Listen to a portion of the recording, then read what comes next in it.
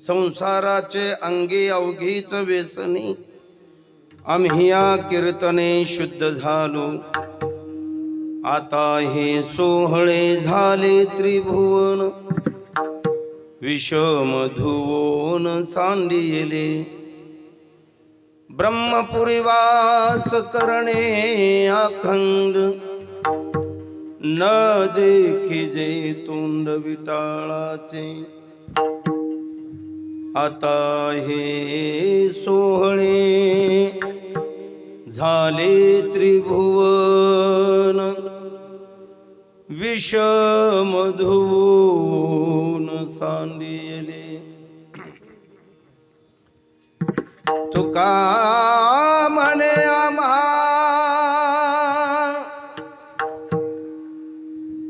एकांताचा वास ब्रह्मी ब्रह्मरस सेवू सदा। आता हे सोहळे झाले त्रिभुवन विषम धुवोन सांडिले।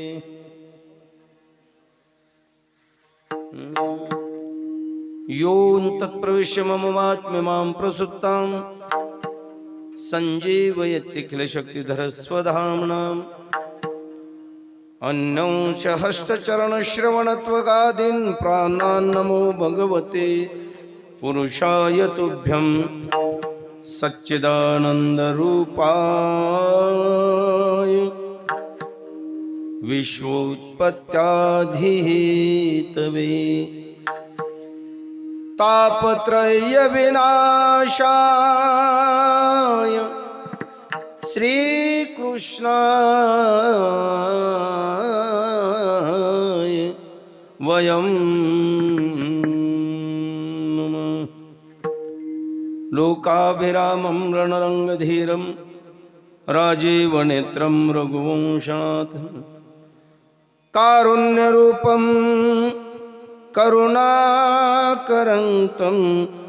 श्रीरामचन्द्रं शरणं प्रपद्ये। मनोजवं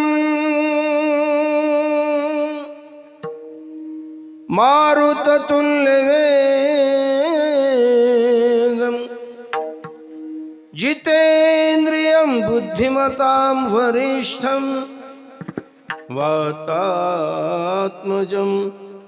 वानरायूतमुख्यं श्रीरामदूतं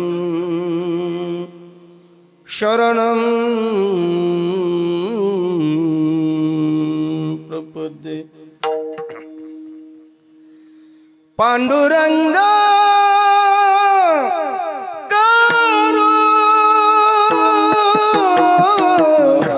प्रथम नमन पांडुरंगा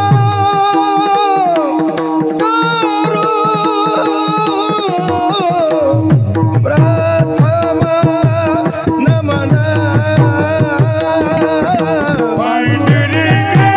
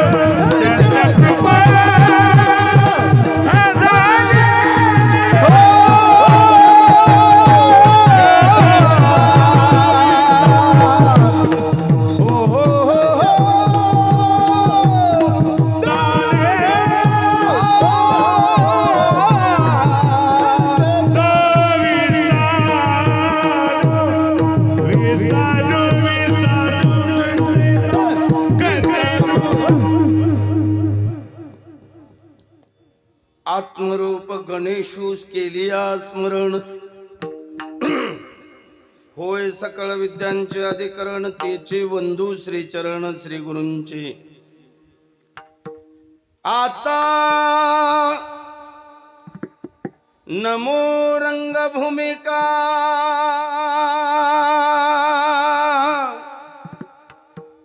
कीर्तने उभे होती लोका,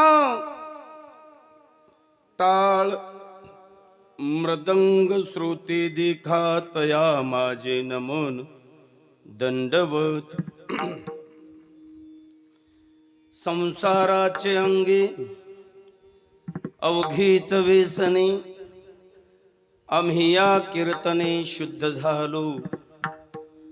आता हे सोहळे झाले त्रिभुवन, विषम धुवून सांडियले. उपस्थित संत सज्जन श्रोते मायबाप, आपल्या ह्या हंसनाळ गावामध्ये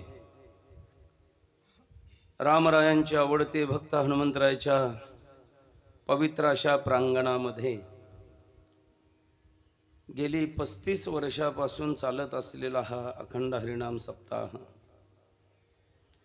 ग्रंथराज ज्ञानेश्वरी पारायण सोहळा, कीर्तन महोत्सव आणि चालू वर्ष 2025, त्यातला आजचा दिवस 5वा, म्हणजे वर्ष 2025, सप्ताच 2035 आणि आजचा दिवस. आता 5चा नंबर लागते का 25चा लागते का 35चा लागते काय माहिती, बाकीच्यांना झोपल्यावर कळल. एवढ्या उशीर असतोय होय?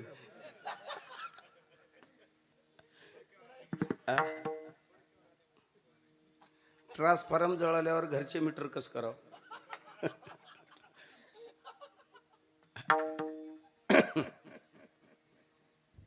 फार मोठ्या उत्साहाने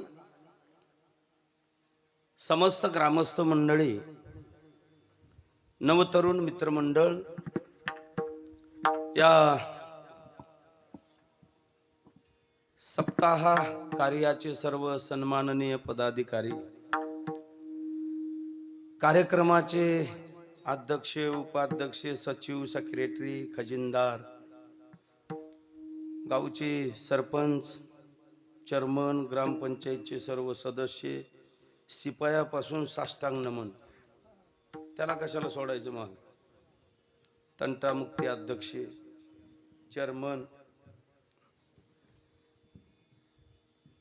35 वर्ष भागवत धर्माची भगवी पताका या ठिकाणी तुम्ही फडकवत ठेवली. पवित्र हिंदू धर्माचं एक काम तरुणांच्या हृदयावरती रुजवणार, निस्वार्थपणे जगाला सन्मार्ग दाखवण्याचं केंद्र एकच आहे, त्याचं नाव अखंड हरिनाम सप्ताह. निस्वार्थपणे. आणि या कार्यासाठी मोठ्या आनंदाने, मोठ्या उत्साहाने, जे उदार अंतकरणाने देणगी देणारे, अन्नदान करणारे, कीर्तन सौजन्य घेणारे सर्वांना कोटी कोटी धन्यवाद. कोटी. यांच्यासाठी, ह्या लोकांसाठी टाळ्या वाजवा एकदा. एकदा टाळ्या वाजवा, नंतर झोपा. आजचं ज्यांचं माझं सौजन्य आहे ते आदरणीय सुमनजी बाबूराव बिराजदार यांच्या सौजन्यामुळे मी आज उभा आहे. आणि विशेष करून ह्या सप्ताह मंडळाचे कार्यकर्ते, चेअरमन असतील, आपले निळूभाऊ आहेत, संजूभाऊ आहेत, मधुभाऊ आहेत, चौघाचीच नावं मला माहिती आहेत. तुम्ही म्हणाल वर्षभर म्हणजे 7 दिवस गावात राहून नावं सुद्धा पाठ केलो नाही, तुम्ही दक्षिणाच दिलो नाही, कसं नाव डोक्यात राहील?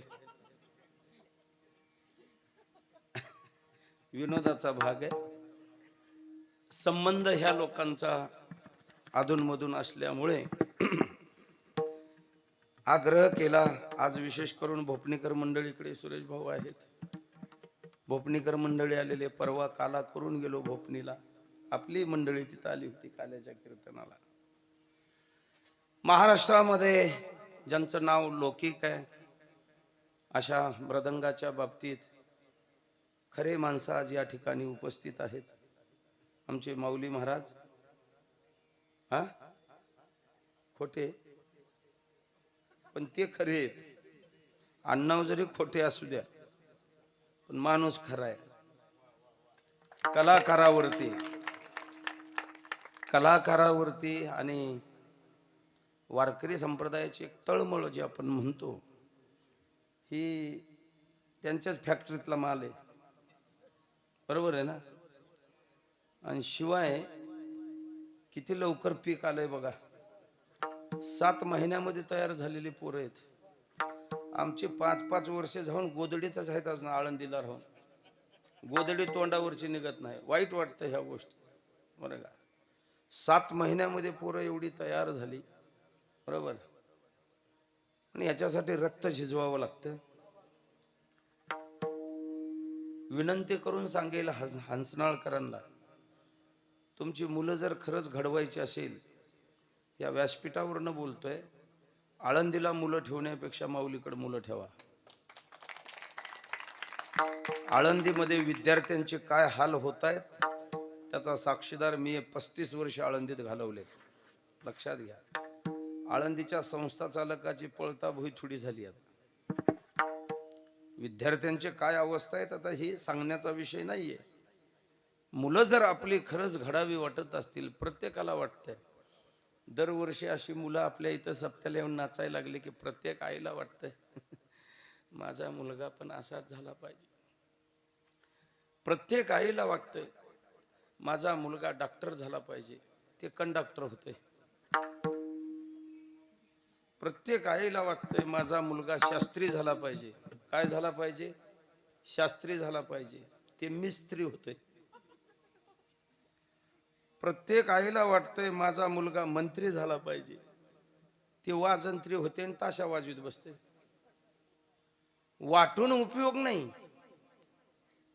मलाही वाटते प्रधानमंत्री व्हावं, वाटून काय उपयोग आहे? जावे त्याच्या वंशात तेव्हा कळे. वाटणं वेगळं आणि प्रत्यक्षात कृती करणं वेगळं. खरंच सांगतो हसनाळकर मंडळी, नीट लक्षात घ्या.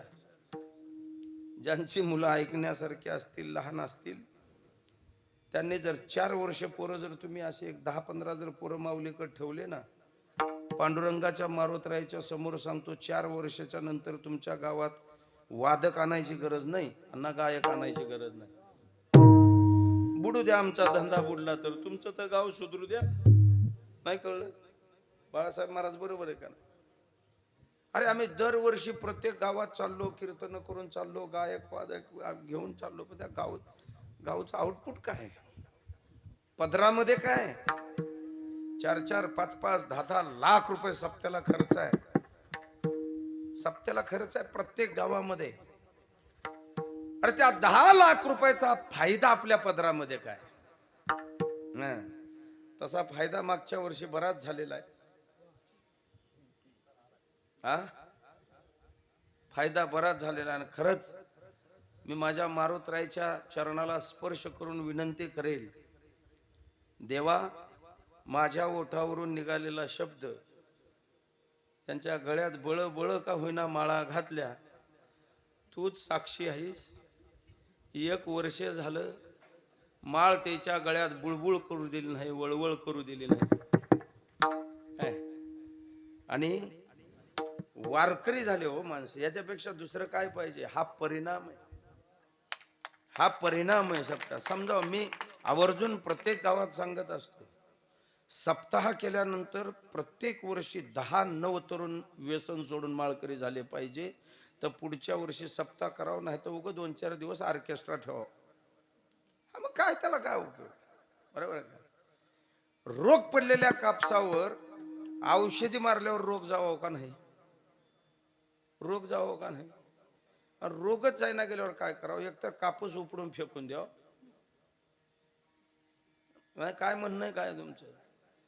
जर समजा हजारो लाखो रुपये खर्च करून त्याचा परिणाम जर आमच्या पदरी पडत नसेल,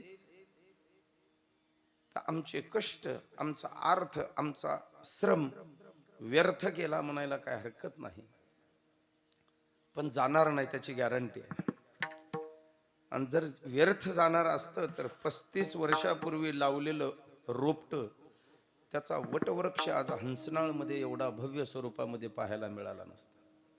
कुणी लावलं, कुणाची संकल्पना असेल, देव जाणे. आजचा दिवस 5वा आहे.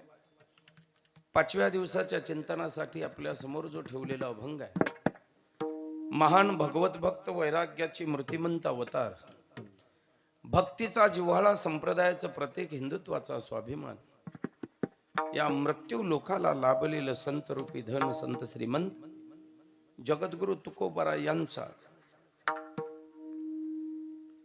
संसार रूपी भवसागरामध्ये जन्माला आलेल्या जीवाला एक आगळा वेगळा संदेश देणारा हा अभंग आहे. जग संसार करत आणि ह्या संसारिक माणसाला प्रबोधन करण्याची तुकाराम महाराजांना काय आवश्यकता पडली असेल. अनेक 4092 अभंगापैकी तुकोबारायांचे अभंग प्रत्येकाला सावधगिरीचा इशारा देणारे. नीट ऐका, प्रत्येकाला. तुकोबाराय स्वतः संसारिक असताना सुद्धा प्रपंच करणाऱ्या माणसाला, प्रपंच करणाऱ्या जीवाला परत जागवण्याचं काम तुकोबारायांनी केलं. संतांनी नुसतं प्रपंचकाला जागवण्याचं काम केलं असं नाही. प्रमाण आपल्याला माहिती आहेत, विषय आपल्याला माहिती आहे. संतांनी देवाला जागवण्याचं काम केलं. उठा पांडुरंगा प्रभात समयोपातला. काय अधिकार आहे त्यांचा? कुणाला? देवाला जागवण्याचं काम संतांनी केलं. साधू संतांनी उठा म्हटल्याबरोबर ब्रह्म मुहूर्तावरती काकड्याच्या वेळेला भगवान परमात्मा उठून उभं राहावं. काय अधिकार आहे त्या संताचा? आम्हाला बायको 5 हाका मारल्याशिवाय उठत नाही. दम नाही का? कळत नाही का? 25 गोष्टी ऐकून घ्यावं लागतं. ज्यांच्या शब्दावर जगाचा बाप उठून बसतो, अर्थात संतांनी देवाला जाग केलं. एक संतांनी संताला जाग केलं. संतांनी उठा साधू संत, संतांनी देवाला जाग केलं. एक संतांनी संताला जाग केलं. 2 आणि संतांनी तुमच्या आमच्या जीवाला जाग केलं. जीवाला उठा जागे भारी आता, स्मरण करा पंढरीनाथा, भावे चरणी ठेवा माता, चुकवे व्यथा जन्माच्या, चुकवे व्यथा जन्माच्या. मुद्दे लक्षात ठेवा. अरे ज्यांना देवाला जाग करण्याची ताकद आहे, ज्यांना साधू संतांना जाग करण्याची ताकद आहे, ज्यांच्यामध्ये सामर्थ्य आहे, त्यांना जीवाला जाग करण्याचे सामर्थ्य नाही का? आहे. पण जे जागी, जे झोपले होते ते लवकर लवकर उठले. नीट आहे का? नीट आहे का? जे झोपले होते ते लवकर उठले. संत झोपेत होते, लवकर उठले. देव झोपेत होते, लवकर उठले. पण हा जीव, मला एक सांगा, झोपलेल्या माणसाला जाग करणं सोपं आहे का झोपेचं सोंग घेऊन पडलेल्या माणसाला जाग करणं सोपं आहे? झोपलेला माणूस लगेच उठतो, पण झोपेचं सोंग करून पडलेला माणूस अंगावर बादलीभर पाणी ओतलं तरी उठत नाही, कारण ते सोंग येत आहे. तसं तुमचा आमचा जीव आहे ना, हे झोपेचं सोंग घेऊन बसलेला आहे. संतांनी सांगून सुद्धा तो जाग व्हायला तयार नाहीये. हो हो, जगजोगी जगजोगी जाग जाग बोलती, जगजोगी जगजोगी जाग जाग बोलती, जगजोगी जगजोगी जाग जाग बोलती, जगजोगी जगजोगी जाग जाग बोलती, जागता जगदेवाला काय भाव, गता जगदेव राखा काही भाव, छत्रपती बुधवा सकाळ, हो जगजोगी जगजोगी जाग जाग बोलती, जगजोगी जगजोगी जाग जाग बोलती, जगजोगी जगजोगी जाग जाग बोलती, जगजोगी जगजोगी जाग जाग बोलती.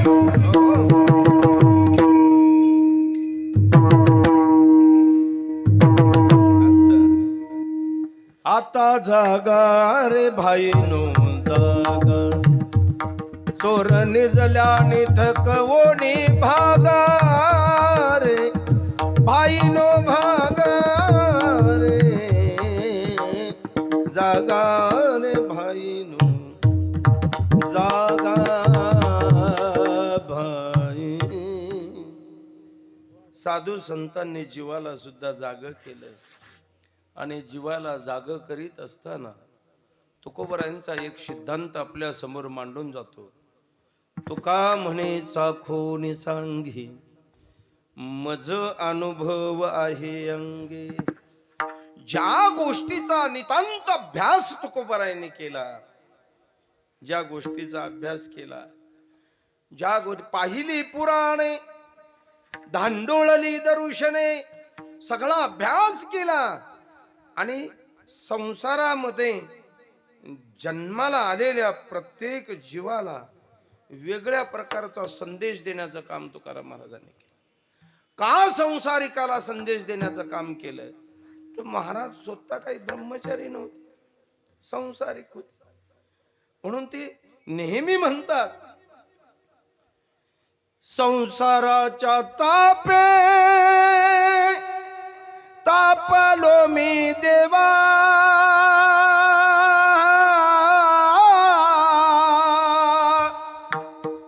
करिता या सेवा कुटुंबाची, हो करिता या सेवा कुटुंबाची, करिता या सेवा कुटुंबाची. संसारामध्ये या संसाराची सेवा करीत असताना काय जीवनामध्ये त्रास आहे तुकोबरायांच्या झाला प्रपंचाचा, आपणालाच आहे असा भाग नाही, आपणाला त्रास होतो अशातला भाग नाही. पण प्रपंचाचा अनुभव तुकोबा. आता वस्तुस्थिती अशी आहे महाराज, ह्या नारदाच्या गादीवर उभं राहिल्यानंतर ज्याचं लग्न झालंय त्याने प्रपंचाच्या गोष्टी या ठिकाणी मांडाव्यात. शेमडी कार्टी 2.5 फुटाची एवढाली नवरा बायकोचा अनुभव इथं सांगायला कस करावं आता कीर्तनात. शब्दाचे गौरव कामनाये, शब्दाचे गौरव कामनाये, शब्दाची गौरव कामनाये, शब्दाची गौरव.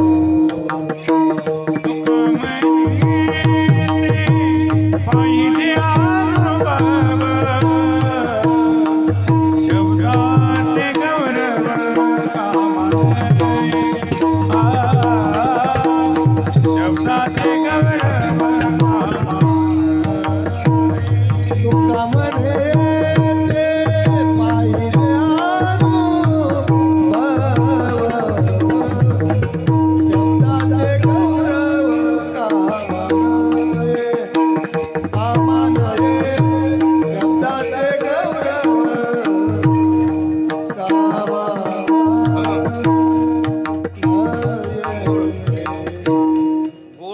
म्हण आहे बघा. पाहिजे अनुभव तुका म्हणे आणि शब्दाचे गौरव का म्हणे. शब्दाचा अर्थ प्रत्येकाला कळेलच असं नाही. ओ नीट ऐका, शब्दाचा अर्थ कळेलच असं नाही. परवा एक सून अशी सप्त्याला आली होती आणि ज्ञानेश्वरी पारायण प्रवचन ऐकून घरी गेले. सासूबाईला म्हणाले, सासूबाई तुम्हाला काय माहित आहे काय? ती म्हणली, काय ग बाई? आई ती वरच्या आळीची गंगवात्या कोमात गेली म्हण. काय म्हणाली ती? गंगवात्या कोमात गेली म्हण. सासू काय म्हणाली? गेली असेल माय, मोठे माणसं होय, त्याच्याकडे काय पैशाला कमी आहे. आम्ही रात्रंदिवस शेतात काम करणारे माणसं, आम्हाला एकाला एक आहे तर एक नाही. आम्हाला कधी कोमात जाणं झालंय. मोठे माणसं कुठं बी जातात. तू शिकलेली सवरलेली आहेस, लातूरला राहतीस, आम्हाला जमलं नाही. तू आज नाही उद्या कोमात जाशील, आणि ज्या दिवशी तू कोमात जाशील त्या दिवशी सप्त्यात मी भंडारा करीन म्हणाली. अजून शब्दाचे गौरव कामा नये. अरे शब्दाचा अर्थच जर नाही कळाला तर काय उपयोग आहे दादा शब्दाचा. संत साहित्याचं वाङ्मय एवढं फार सोपं नाही कुणालाही कळण्यासाठी. त्याला फक्त रक्त झिजवावं लागतं एक, आणि सद्गुरूंची साधू संतांची कृपा असावी लागते. ये राग बाळाचे कामनो ये राग बाळाचे रे.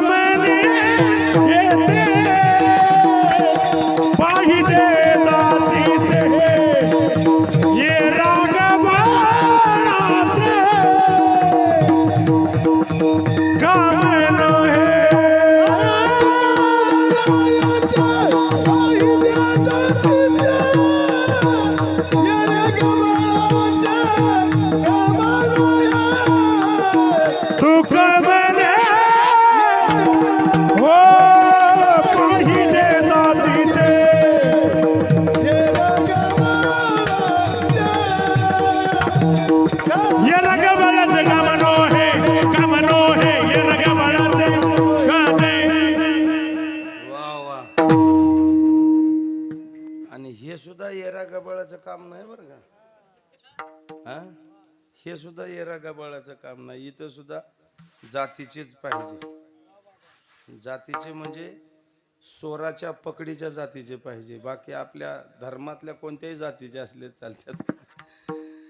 म्हणून तर सांभाळून घ्यावं लागते ना सगळ्या जातीला. हाय का तुम्हाला लगेच राव, तुम्हाला उठलं की सुटलं ते त्या गरीबावर जात आहे. तुम्ही म्हणलं नाव घेतलंय का मी?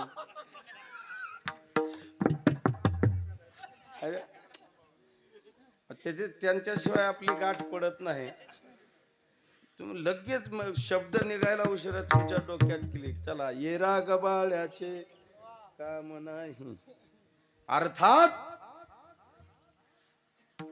जीवन एवढं सुंदर आहे, जगता आलं पाहिजे. आणि ते जगत असताना संत साहित्याच्या आधाराने जर जगलो तर त्या दिव्य जीवनाला मोगऱ्याचा सुगंध दरवळल्यासारखा दरवळत असतो. सुगंध जगणारे तर बरेच आहेत. नाही तरी काय थोडी स्वान सुकरे बापुडी. त्यांचंही जगणंच आहे, आपलंही जगणंच आहे. त्यांचंही जगणंच आहे, आपलंही जगणंच आहे. पण दोन्हीच्या जगण्यामध्ये फरक आहे. दोन्हीच्या जगण्यामध्ये फरक आहे. मनुष्य देहीचे ज्ञान अधिक जाण सर्वथा असं सांगितलेलं आहे. पशु काय पाप पुण्य जाणती. माणसात आणि प्राण्यामध्ये काय बदल आहे? आहार निद्रा भय मैथून सर्व योनीशी समसमान. मनुष्य देहीचे ज्ञान अधिक जाण सर्वथा. आहार सर्वांना लागतो, भय सर्वांना आहे, मैथून सर्वांना आहे, निद्रा सर्वांना आवश्यक आहे. पण माणसाकडं, मानवाकडं विशेष एक ज्ञान आहे. माणसाकडं विशेष ज्ञान आहे. आता मला सांगा, माणसापेक्षा विशेष ज्ञान असणारे काही प्राणी आहेत. प्राणी आहेत माणसाकडे. बुद्धिवान माणसासारखा माणूस चोरी करून निघून जातो आणि पोलिसांना चोर नाही सापडल्यावर कुत्र्याचा वापर करतात. तुमच्याकडे कसं आहे? श्वान पथक. माणूस चोरी करून निघून जातो आणि कुत्र चोर पकडून देत. कोण बरं? त्या कुत्र्याच्या माग कोण कोण असतं? IPS अधिकारी, IAS अधिकारी, तहसीलदार, कलेक्टर, ज्यांना सव्वा लाख पगार आहे. सव्वा लाख पगार असणारी माणसं कुत्र्याच्या माग. कुत्र म्हणाल ते त्यांनी ऐकायचं. कोणी? म्हणजे ही कोणाची विटंबना नाही, ही वस्तुस्थिती आहे. कोणाला उद्देशून नाही किंवा त्यांची तुलना कमी करतो अशा. म्हणजे त्यांच्याकडे असणारं जे ज्ञान आहे, त्यांच्याकडे, त्या श्वानाकडे जे प्रशिक्षण दिलेलं आहे त्याच्याकडे असणारं ज्ञान आहे, त्या श्वानाच्या ज्ञानापुढे कदाचित त्यांचं ज्ञान आपल्याला इथं थोडंसं तुलनात्मक कमी मानावं लागेल. मी 6 वाजता तुमच्या हंसनाळ मध्ये आलो. 8 वाजता उदगीरची बँक फोडली.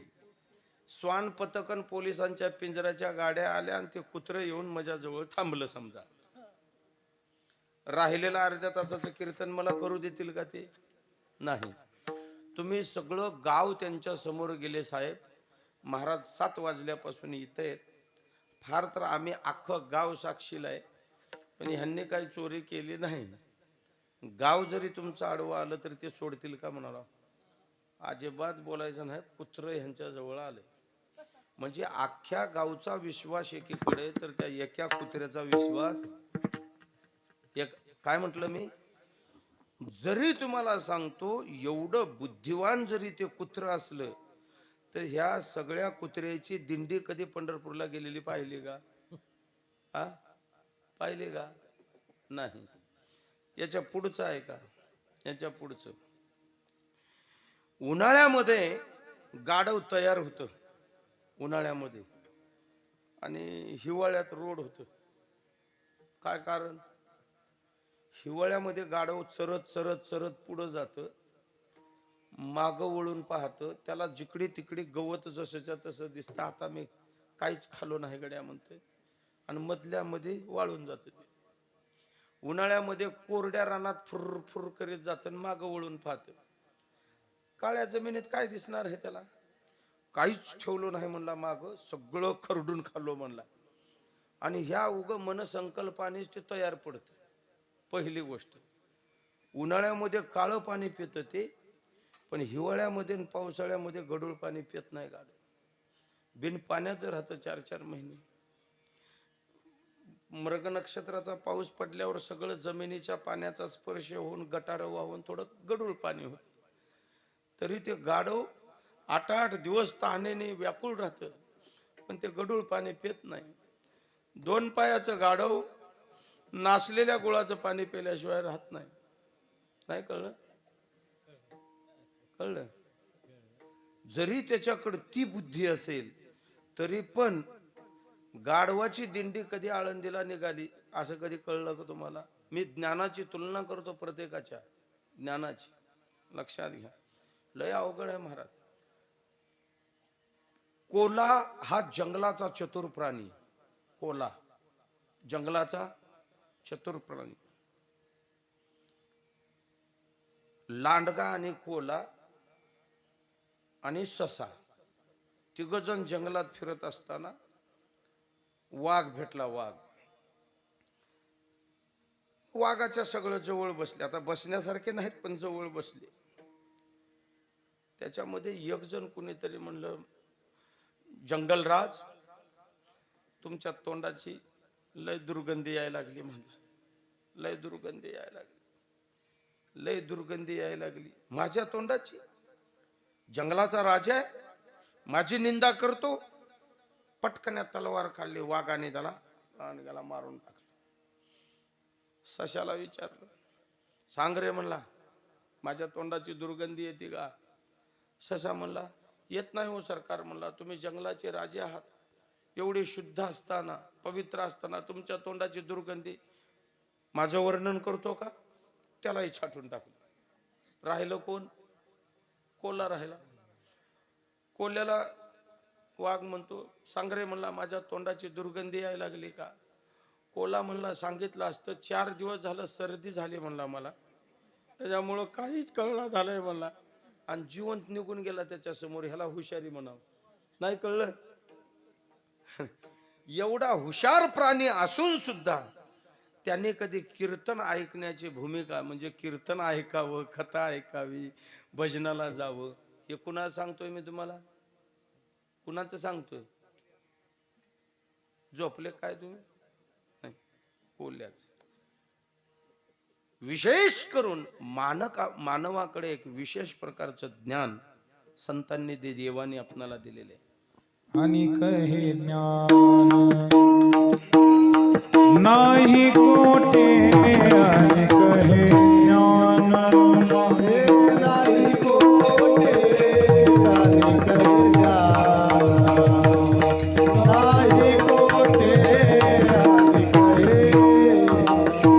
हे यात देई गडे देवाचे भजन, आणि कहे ज्ञान नाही कोठे,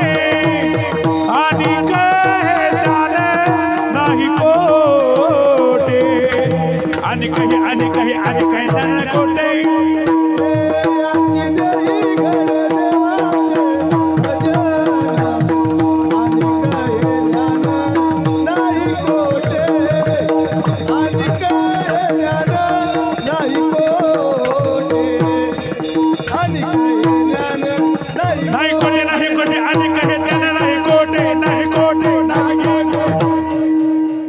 अनेक हे ज्ञान नाही कोठे. उद्धरून जाण्यासाठी आणि स्वतःच्या उद्धारासह आपल्या कुटुंबाचा उद्धार करण्यासाठी याच देही घडी देवाचे भजन. अनेक हे ज्ञान नाही कोठे. दुसऱ्या देहामध्ये अनेक प्रकारच्या क्रिया आपणाला करता येईल, पण भजन करता येणार नाही. आणि केवळ देवे दिला देह भजना गोमटा. केवळ भजन करण्यासाठी मानवाचा जन्म आम्हाला मिळालेला आहे, पण आम्ही भजनाच्या बाजूला सोडून दिलं, दुसरंच करीत बसलो. दुसरं माळेगावला घोडा आणायला गेला एक माणूस, लाखभर रुपये घेऊन गेला. चांगलं घोडा आणतो म्हणला. घोड्याचा बाजार दूर होता. अगोदर जाताना ते घोड्याचा लगाम घेतला, 10,000चा लगाम, मस्त गोंडे बिंडे लावलेला. थोडं पुढं गेला, त्याच्या गळ्यातली घुंगरं दिसली, घुंगरं घेतला. त्याच्या पुढं गेला, त्याच्या पाठीवर टाकायचं खोगीर दिसलं, खोगीर घेतला. त्याच्या पुढे गेला, त्या खोगीवर म्हणला रुतलं नाही पाहिजे म्हणला, मखमलची गादी होती, गादी घेतला. त्याच्या पुढे गेला, ते डोक्यावर लावायचा तुरा घेतला. त्याच्या पुढे गेला, पायात बांधायचे घुंगरं घेतला. त्याच्या पुढे गेला, त्या घोड्याला हाणायचा हंटर घेतला. आणि घोड्याच्या जवळ जायपर्यंत पैसे संपून गेले.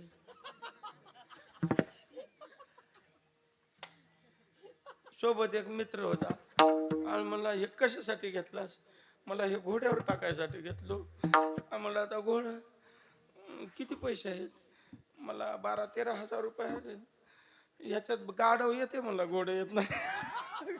गाढव घे आणि घोड्यावर बसलोय असं समज, निघ घरी म्हणला झालं. आणि त्याला हसू नका, आपल्या जीवनाचं तसं झालंय बरं का. आपल्या जीवनाचं तसं झालंय. कशासाठी आलोय? कोहम कथमिधम. कोण आहे मी? कुठून आलोय? कशासाठी आलोय? काय करायचंय? आणि कुठं जायचंय?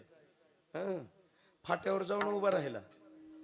उदगीरकडनं गाडी येताना हातच करू लागलाय, देवणीकडनं गाडी येताना हातच करू लागलाय. एक म्हणला तुला कुठं जायचं? मलाच माहित नाही म्हणाला. कसं करावं? कळतं का तुम्हाला? अरे मग जन्म झाला आपला, काय करायचंय? रोज शाळेत चालल्यात आमच्या पोरी, विचारा घ्यायला. एवढे पुस्तकाचे गटोडे आहेत पाठीवर. लेकराचं वजन 20 किलो, पाठीवर दप्तराचा बोजा 32 किलो. वाकून चल इथून पाठीपर्यंत जायला, पाठून इथपर्यंत यायला. रोज एक आयोडॅकची पुडी लावावं लागली त्याला नीट करायला. नीट हा, त्याला विचारा, बाळा तुला शिकून काय व्हायचंय? काय व्हायचंय सांग म्हणलं. हे काय, त्यालाच माहित नाही काय व्हायचंय. अरे जीवनात टार्गेटच नाही काही, मग शिकायचं कशाला? हे तू कुठला आहे? इथला आहे तू? एवढं का घाबरायला? देगलूरचा आहे. माऊलीकडे राहतो. तुला काय शिकायचंय? पकवास. पकवास शिकायचंय नक्की? किती वाजता उठून प्रॅक्टिस करावं लागते? 12 वाजता? 12 वाजता? टार्गेट पाहिजे ना आपलं काहीतरी. जिवंत असं कोणीही जगतंय. हे शाळेत जाणाऱ्या पोरांनो पोरींनो लक्षात ठेवा. अरे पकवास शिकत शिकत एखादा अधिकारी पण होता येत आहेत. ज्ञानेश्वरी गात्यावर PhD करून आज शाळेवर संगीत शिक्षक म्हणून लागलेले आहेत. पकवाज म्हणजे साधारण गोष्ट नाही आहे. याच्यामध्ये सुद्धा विशारद झाल्यानंतर गायनामध्ये याच्यामध्ये प्रत्येक शाळेवर एक संगीत शिक्षकाची जागा रिक्त आहे. आणि ह्याच्या अगोदर लागलेल्या संगीत शिक्षकाला ते पेटीमध्ये किती स्वर असतात तेच माहिती नाही. एक मास्तर लेकराला शिकवलं ते पोरगा असं सप्त्यात आलेलं सा रे ग म प द नि सा. ते मास्तर त्याला म्हणा तसलं नव सा रे ज न ग प ब सा. आता सारे जण ग प ब सा. म्हणजे माझा बोलण्याचा उद्देश आपल्याला कळतो. जीवनामध्ये आपल्या कुठंतरी केंद्र पाहिजे, दिव्य दृष्टी असावी लागते. नेमकं मला काय करायचंय, मी कशासाठी आलोय, बरोबर? जर हा देह परमेश्वराने आम्हाला जर भजनासाठी दिला असेल तर आम्ही त्याचा वापर भोजनासाठी केला, भजनासाठी नाही. भोजन करतात कसं करतात माणसं?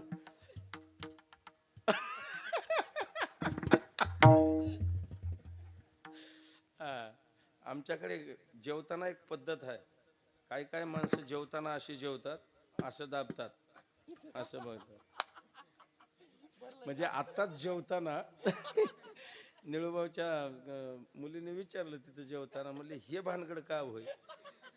डोक्यासारखं निबर पोट झालं पाहिजे तोपर्यंत जेवायचं.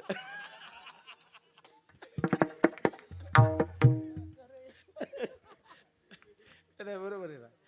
हे भजना गोमटा द्या सोडून, भोजना गोमटा तो ह्या झाला फाटा बादिकेचा. अर्थात खरं सांगतो, बस आपलं आयुष्य संपत आलेलं आहे. आयुष्य संपत आलेलं आहे. मागे झाले पाहू नका आणि पुढे जामीन आहे तुका. झाले आयुष्यातून गेलेल्या दिवसाचा विचार करीत बसण्यापेक्षा, हातातून गेलेल्या संधीचं, गमावलेल्या काळाचं, गमावलेल्या वेळेचं चिंतन करीत बसण्यापेक्षा, चिंता करीत बसण्यापेक्षा, करी आता बापा सोहिताचा स्वार, करी आता बापा सोहिताचा स्वार. हे करी आता बापा स्वहिताचा स्वार्थ, करी आता बापा स्वहिताचा स्वार्थ. करी आता बापा सोहिताचा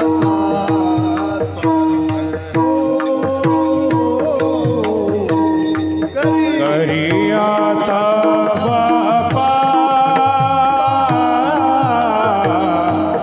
स्वहिताचा स्वार्थ.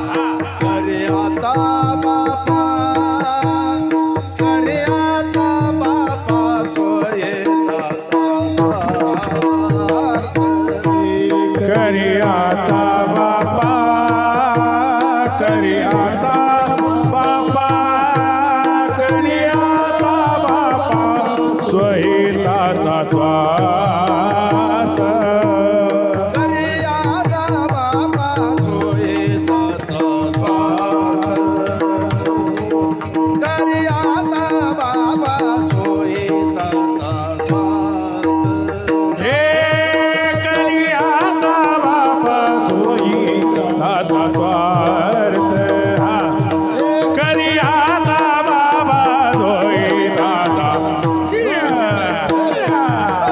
करी आता बाबा सोयी दाता स्वार्थ.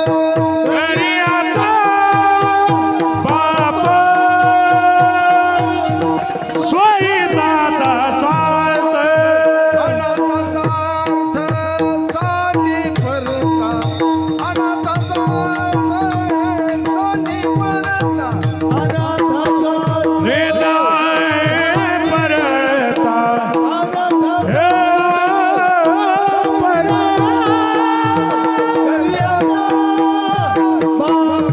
हे सोयी दाता ओ करी आता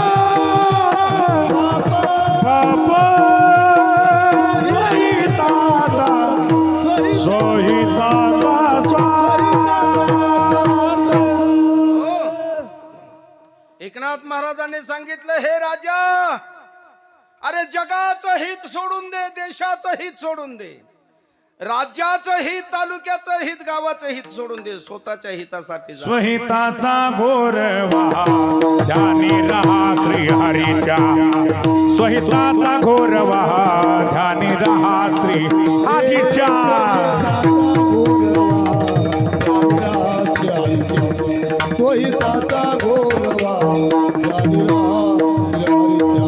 आईचे दाता हे पहा, काळाच्या पाताचे महा, द्वैताचा घोर वहा ध्यानी रहा श्री हरीच्या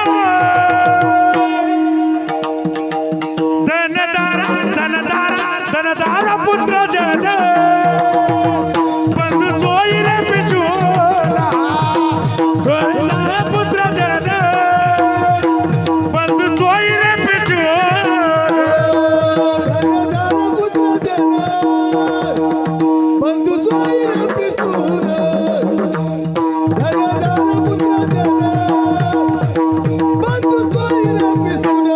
चोई रे पिशोला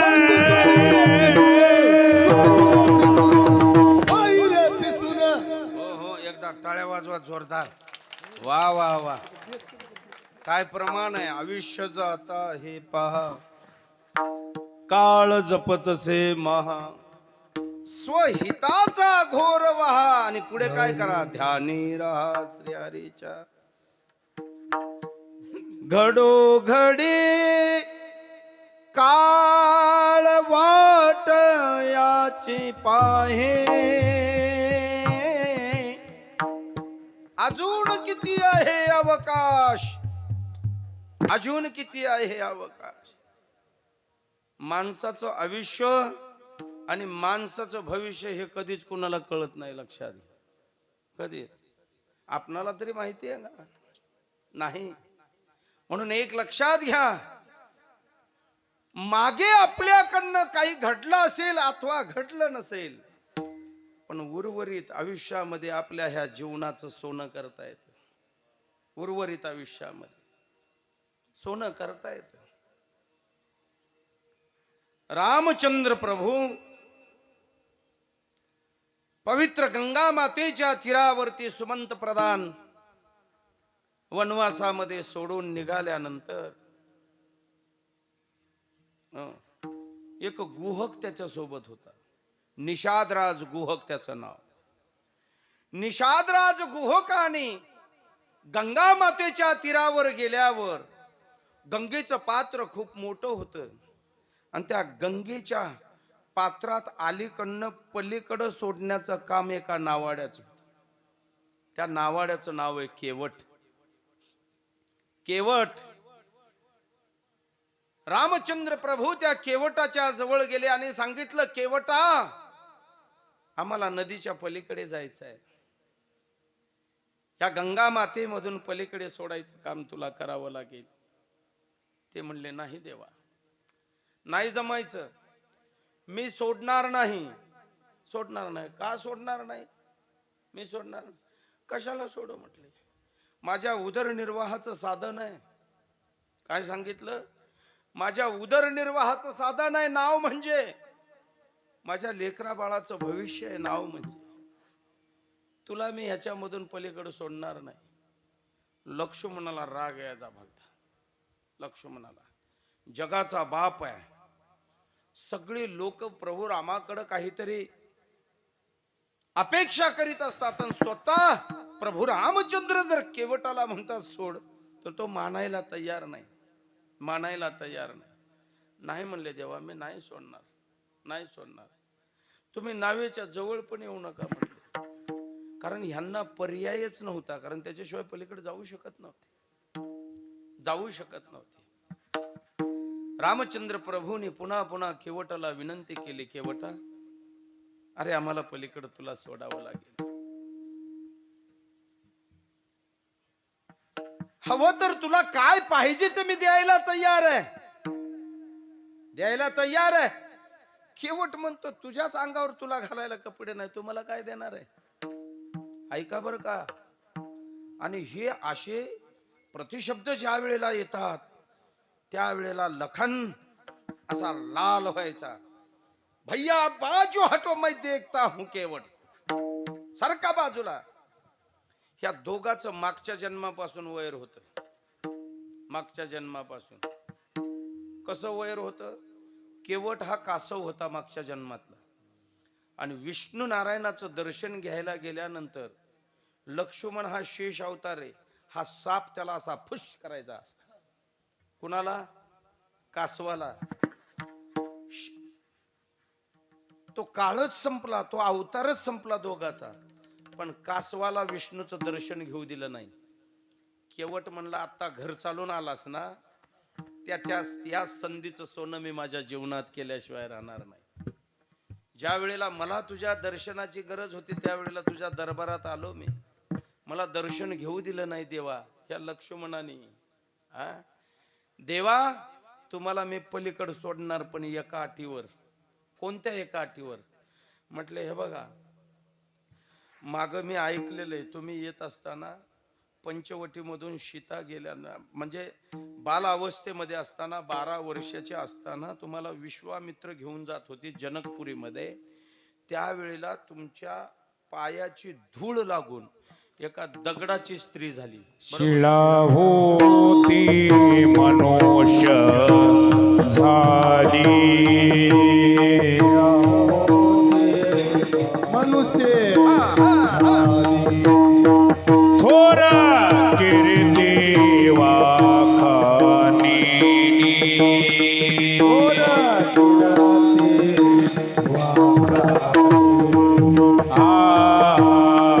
लंका दहन केली,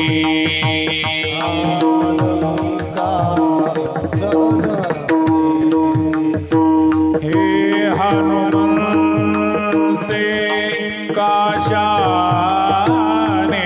बोला,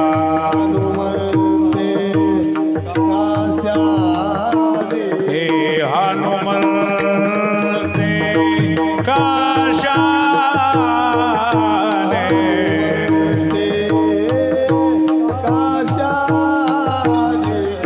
राम जानकी जीवन, राम जानकी जीवन,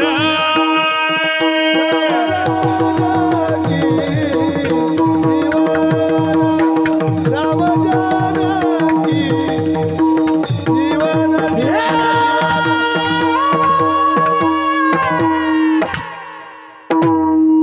शिळाभूती मनुष्य झाली, कीर्ती तुझी जगभर पसरलेली आहे.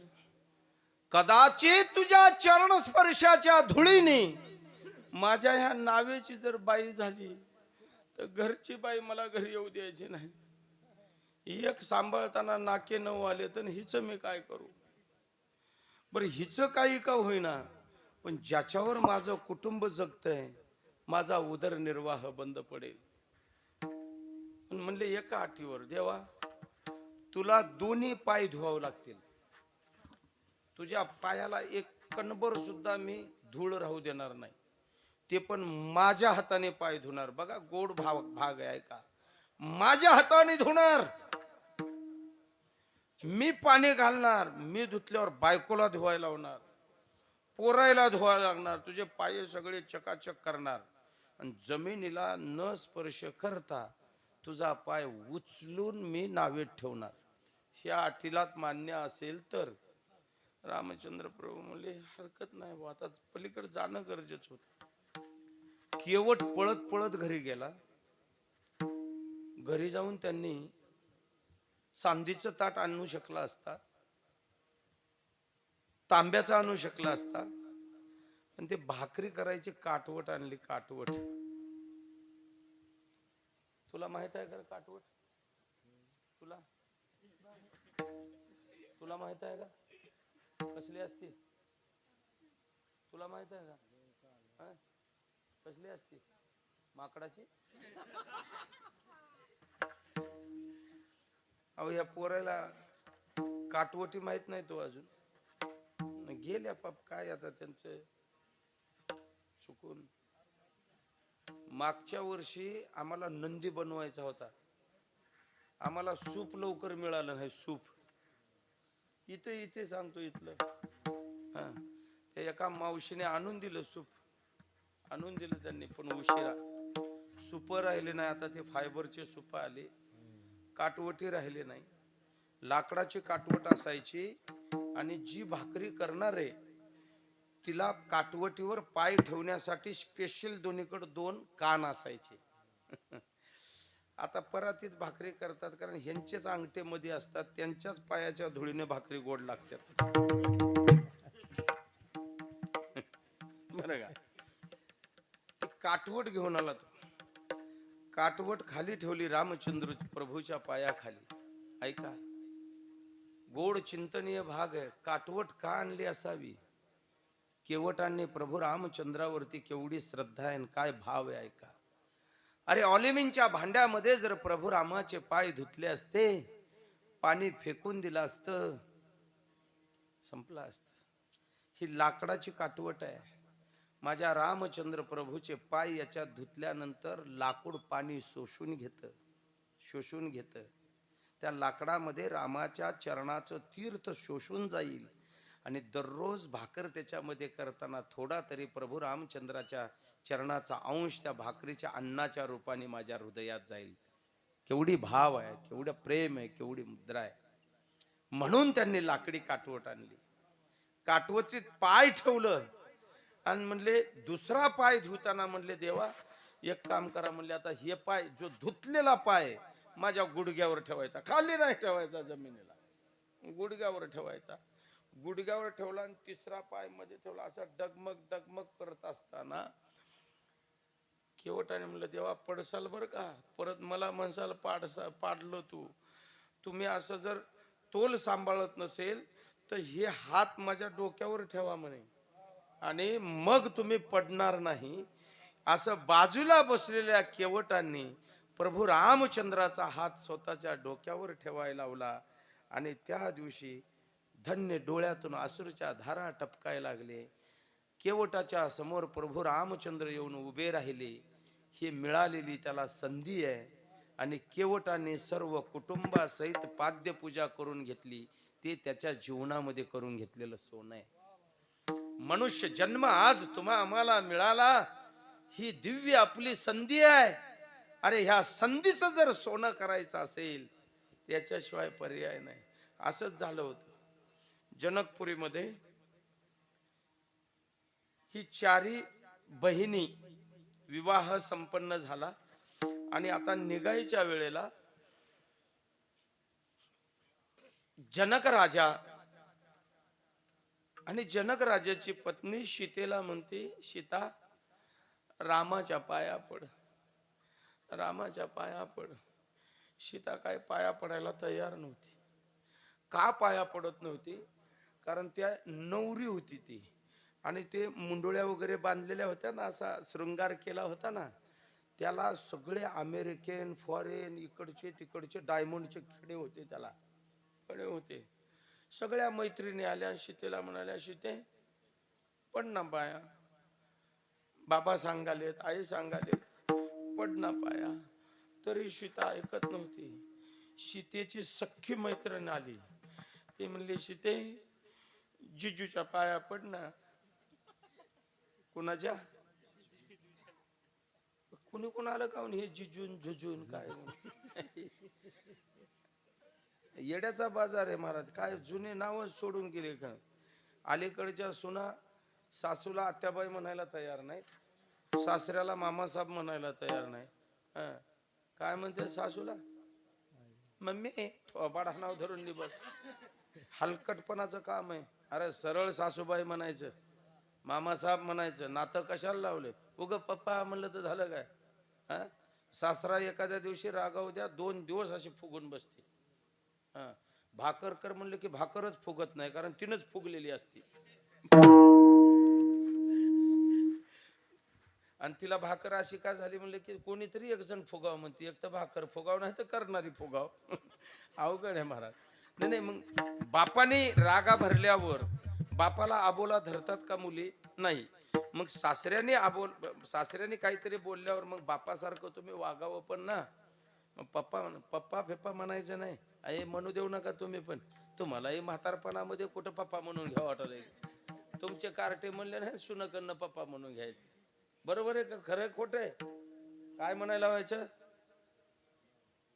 मामा साहेब म्हणायला व्हायचं. नुसतं मामा पण नाही, मामा साहेब म्हणायला व्हायचं. सासूबाई म्हणायला व्हायचं, आत्याबाई म्हणायला व्हायचे. पप्पा म्हणलं की थोपाडी ह्यात पप्पा. हे जाऊ दे, त्या काय घेणं नाही त्याच्यावर आपल्याला. ती मैत्रीण आली आणि त्या मैत्रिणीला म्हणते, मैत्रिणीला सीता माता सांगते नीट ऐका. म्हणले रामाच्या पाया पडली असती बरं का, रामाच्या पाया पडली असती. माझ्या ह्या कपाळाला बांधलेल्या मुंडळ्या आहेत का भाशिंग, याच्यामध्ये अमेरिकन डायमंड खडे आहेत. जंगलातल्या दगडाने बाई झाली म्हणले रामाच्या पायाला. काळा भोर दगड होता म्हणली, बाई झाली म्हणली. हे जर दगड रामाच्या पायाला लागला तर ह्या दगडातून ऐश्वर्या राय, राखी सावंत सारख्या जन्माला येतील म्हणली. काय म्हणली? हा दगड भारीचा आहे ना.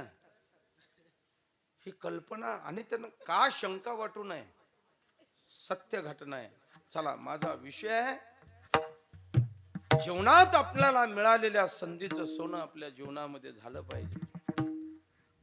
जीवनात संधीचं सोनं केलं आमच्या हनुमंतरायाने. काय हनुमंतरायाचं वैशिष्ट्य आहे नीट आहे का? हनुमंतरायाचं रामचंद्र प्रभू 14 वर्षाचा वनवास संपून अयोध्येमध्ये आले आणि राज्य सिंहासनावरती बसल्यानंतर हनुमंतरायानंतर आले प्रभू रामचंद्राचं दर्शन घेतात. आनंद रामायणामधला प्रसंग आहे बरं का. सांगितलं हनुमंताला, आपण कोण? हनुमंतराय म्हणले, देवा तुमचा नाही म्हणले गुन्हा बरं का, त्या खुर्चीचा भाग आहे म्हणले. ते त्या खुर्चीचा परिणाम आहे तो. काय? अरे याच्या अगोदर आम्ही कोण आहे हे तुम्हाला माहिती होतं. सिंहासनावर बसल्याबरोबर तुमची बुद्धी एवढी बदलल असं वाटत नाही. पण तुम्ही कोण म्हणून जर विचारत असाल तर मी त्याचं उत्तर देतो बरं का. देह संबंधाने जर विचारत असाल तर अंजनी पुत्र पवनसुत हनुमान म्हणतात. आणि आत्मसंबंधाने जर विचारत असाल तर तुमच्या पायाचा मी दास. काय सांगितलं हनुमंत? तुमच्या पायाचा दास. पुढचा भाग आहे का तुलसी रामायणामधला किंवा भावार्थ रामायणामधला. बिभीषणाने विचारलं हनुमंतरायाला, तू कोण आहे? अरे मी प्रभू रामाचा दास आहे. कोण प्रभू राम? तो म्हणला, प्रभू राम तुला माहिती नाही? अरे ह्या जगाचा बाप आहे तो, ह्या विश्वाचा नायक आहे. कुठे असतो तो? बावळट आहेस म्हणला तू. बिभीषणा रावणाला हनुमंतराय म्हणायला लागले. त्यावेळेला बिभीषण रावणाच्या सोबत होता. बिभीषणाला रामाचं महत्व माहिती नव्हतं. अरे भक्त 12 वर्षाच्या भक्त प्रल्हादासाठी तो भगवान परमात्मा खांबामध्ये प्रगट झाला.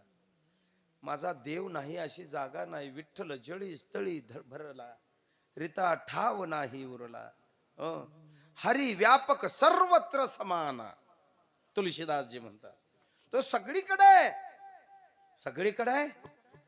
आहे वनमाळी जेथे तेथे आहे वनमाळी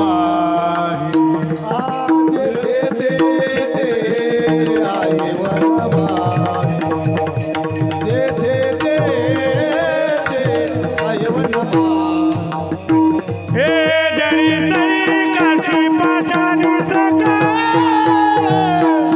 आहे वनमाळी जेथे आहे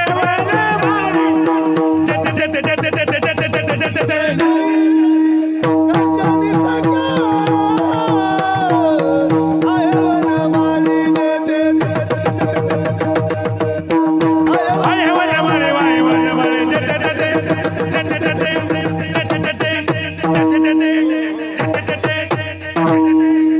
आहे वनमाळी जेथे तेथे. जनाबाई म्हणतात देव नटला नानाप. अरे तो जगात इकडे तिकडे सांगू नको.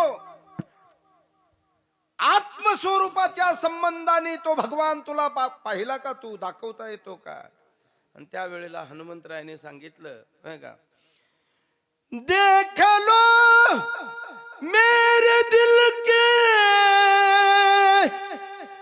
नगीने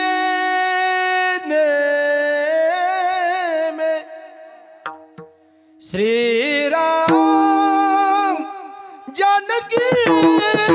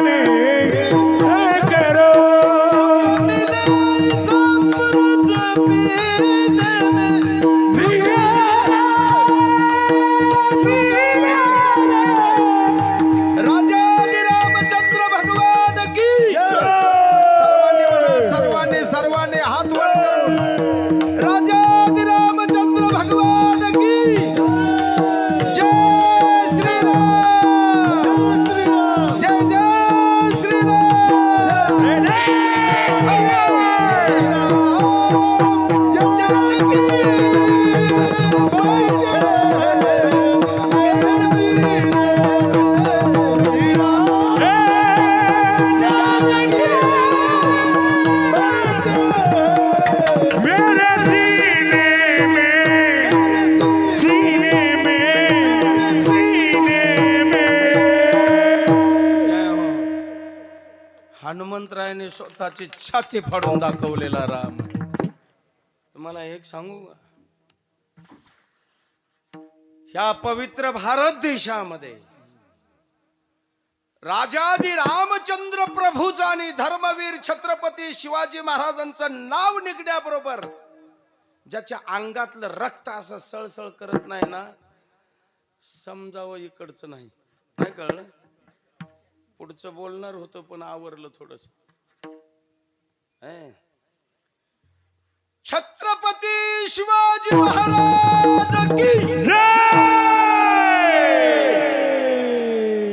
छत्रपती शिवाजी महाराज की म्हणण्याबरोबर जय म्हणण्याची इच्छा ज्याची होत नाही, समजायचा अवलाद भारतातली नाही. ती मुसलमानाची असो नाही तर कोणाची असो, लक्षात घ्या. महाराज 5000 वर्षाची प्रतीक्षा पणाला गेलेली आहे. 5000 वर्षाची प्रतीक्षा. आणि दुसरी गोष्ट लक्षात घ्या, दुसरी गोष्ट, मागे विषय झाले असतील त्या विषयावरती मी बोलणार नाही.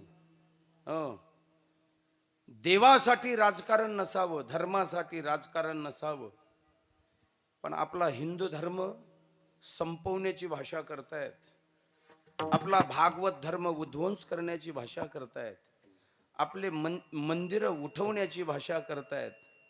तुम्ही म्हणाल कधी उठवलं आणि कोणी उठवलं? परवा झालेला जो पहलगामचा जो हल्ला आहे, कशाचा हल्ला आहे तो? हल्ला आपल्या 28 बांधवावरती झालेला हल्ला नाही, ह्या भारतीयांच्या प्रत्येक ग्रंथावरती, भावनेवरती झालेला हल्ला आहे. काय त्या पहलगामचा इतिहास माहिती आहे तुम्हाला? माता पार्वतीने भगवान शंकराला हट्ट पकडला, प्रभू मला दिव्य ज्ञानाचं समजून घ्यायचं आहे, दिव्य तत्वज्ञान तुमच्याकडनं ऐकून घ्यायचं आहे. आणि दिव्य तत्वज्ञान ऐकून, शिव महापुराणातली कथा आहे, पार्वती मी सांगेल ते दिव्य तत्वज्ञान ऐकण्यासाठी तू समर्थ नसणार आहे, आणि कदाचित मी बोलताना तुला जर झोप लागली, जर माझं ते ज्ञान दुसऱ्याने जर कोणी ऐकलं तर ते मला चालणार नाही, म्हणून तुला दूर कोण्यातरी डोंगरात न्यावं लागेल आणि सांगावं लागेल. कैलास पर्वतावरून भगवान शंकर नंदीवर बसून पार्वतीला घेऊन आले. नीट ऐका. हो, जसं पंढरपूरला येताना गणपतीला एका ठिकाणी बसवलं, नंदीला एका ठिकाणी बसवलं, पार्वतीला तळ्याच्या कोपऱ्यावरती बसवलं, आणि एकटे काकड्याला भगवान शंकर गेले, तसं सोबत मुलं बाळ कोणी घेतली नाही. पार्वतीला सांगितलं आपल्यासोबत तिसरा माणूस नको आहे, आणि नंदीला सांगितलं तू आम्ही जाऊन येजेपर्यंत इथं बस. त्या गावाचं नाव आहे बैलगाव, आणि बैलगावचं नाव झालं पहलगाव, तेच गाव आहे. आणि हे अमरनाथचं मेन द्वार आहे, अमरनाथला जाण्याचं गेट आहे.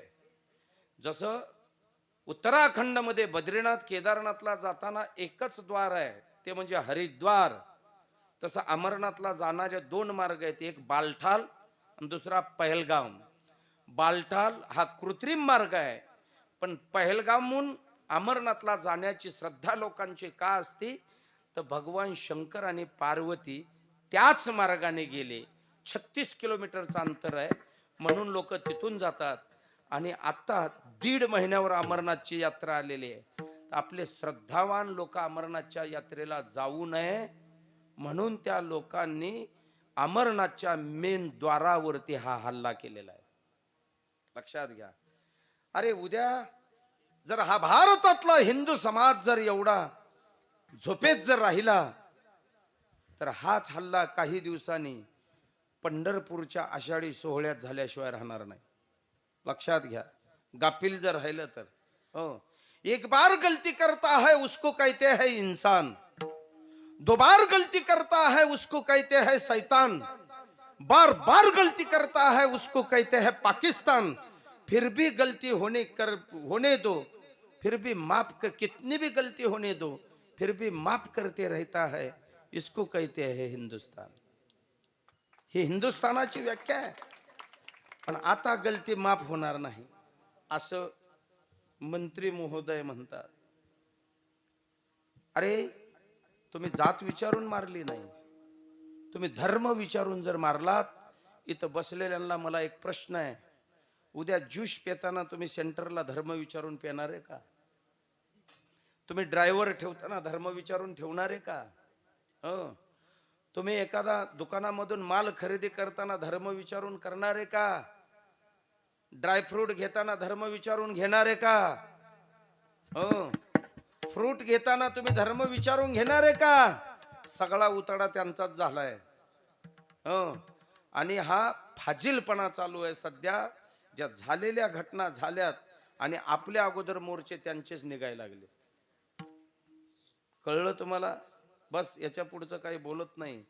म्हणून एक लक्षात घ्या, हा आपल्या प्रत्येक धर्मावरती अन्याय आहे, आपल्या हिंदू धर्मावरती हा होणारा अत्याचार आहे.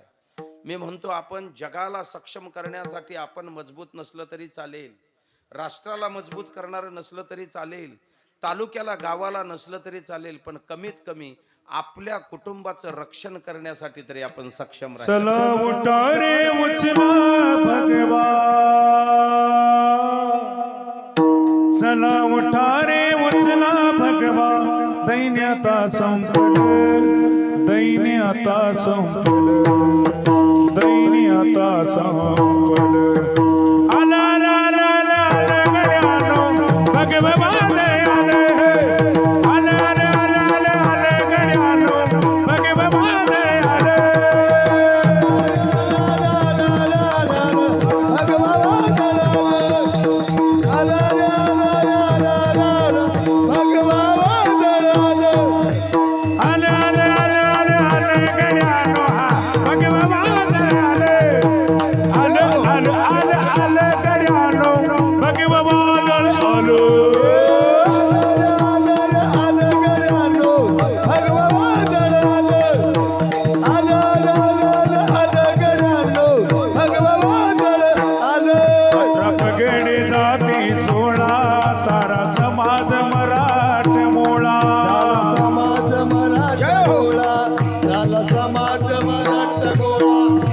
पगड जाती चोळा सारा समाज मराठमोळा, मराठमोळा झाला समाज मराठमोळा. हिंदू धर्माचं एकवट होवं, हिंदू धर्माचं एकवट होवं, होऊया एकदम गोळा. आलं आलं आलं आलं आलं आलं गड्यानो भगवा वादळ आलं, आलं आलं आलं गड्यानो भगवा वादळ आलं.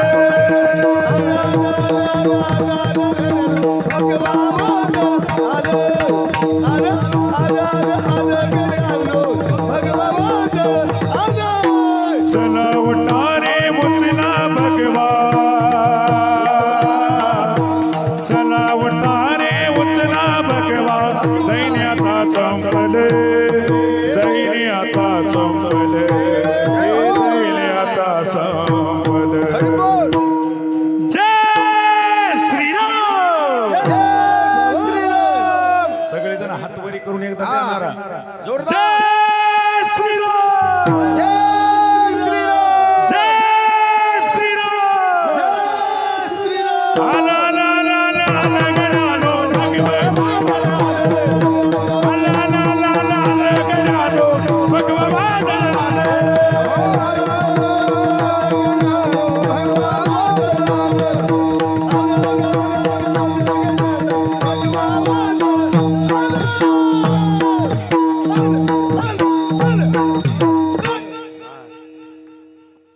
वादळ अनेक वर्षापासून आलेलं आहे.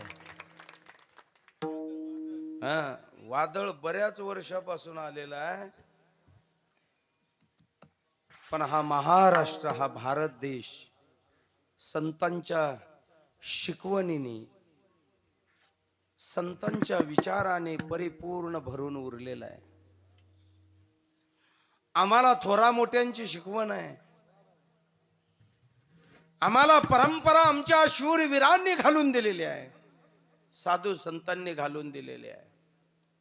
एक लक्षात घ्या, भारतीय तिरंग्याचं रक्षण करण्यासाठी भारतीय आर्मीला, तिन्ही युनिटला,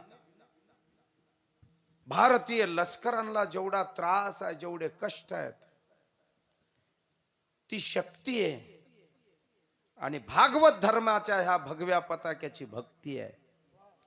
जिथे भक्ती आणि शक्ती एकत्र येते ना, त्या देशामध्ये क्रांती घडत असते. लक्षात घ्या, क्रांती घडत असते. आणि कर्मचारी इथं कोणी असतील, त्याला टायमिंग आहे ध्वज उतरवण्यासाठी 15 ऑगस्ट 26 जानेवारीला. आणि त्या वेळेत जर नाही उतरला तर कर्मचारी सस्पेंड होतो. अरे ते जतन करण्यासाठी त्या सीमेवरती आमचा बांधव छातीच्या चालणी होजेपर्यंत गोळ्या झेलतो, पण भारताचा तिरंगा खाली पडू देत नाही. तो स्वाभिमान आहे. जर तो त्याचं काम एवढ्या प्रामाणिकपणाने करतो ना, तर आम्ही ज्ञानोबारायांचे, तुकोबारायांचे अनुयायी आहेत. आम्हालाही आमच्या संतांनी सांगितलंय, पा हे पा धोजेचे चिरगुज राया जतन करिता कष्ट.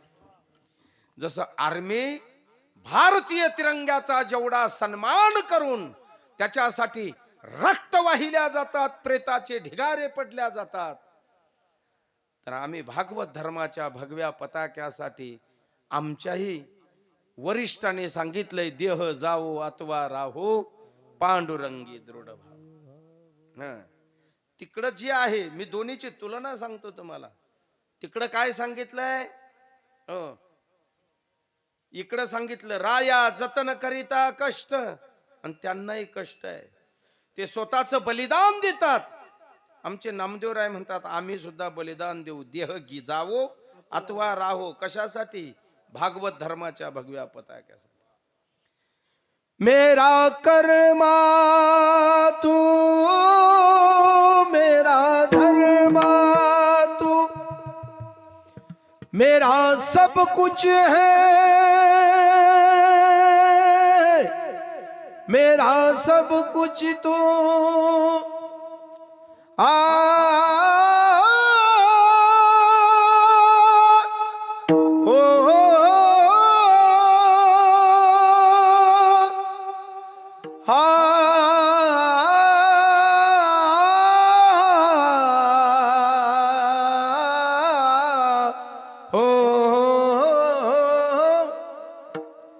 हर करो अपना करेंगे, ए वतन तेरे लिए दिल दिया है, जान भी देंगे, ए वतन तेरे लिए दिल दिया है, जान भी देंगे, ए वतन तेरे लिए. ओ दिया है, जान भी देंगे, ए वतन तेरे लिए. दिल दिया है, जान भी देंगे, हे वतन तेरे लिए. तू मेरा कर्मा, तू मेरा धर्मा, तू मेरा अभिमान है, हे वतन महबूब मेरे, तुझ पे दिल कुर्बान है. हम जिएंगे और मरेंगे, हे वतन तेरे लिए. दिल दिया है, जान भी देंगे, हे वतन तेरे लिए. ओ दिल